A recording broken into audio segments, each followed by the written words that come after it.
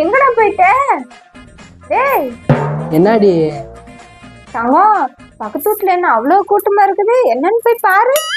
தீபா வீட்லயா? நினப்புதான் பொழப்பு கிடக்குதான். அந்த பக்கம் வீடு இல்ல, இந்த பக்கம் வீடு. தெரியலடி. சரி, அந்த அண்ணனுக்கு போன் பண்ணி என்னன்னு கேளு. ஹலோ சொல் தம்பி. அண்ணா, அது என்னண்ணா உங்க வீட்டுல அவ்வளவு கூட்டமா இருக்குது? அது ஒன்றும் இல்லை தம்பி, எங்கள் அண்ணி வளர்த்துன நாய் அவங்களே போட்டு பொறாண்டி எடுத்துருச்சு. அப்படியா? எனக்கு ஒரே ஒரு ஹெல்ப் மட்டும். என்ன தம்பி? இங்க தினமும் இம்சை தாங்க முடியலண்ணா.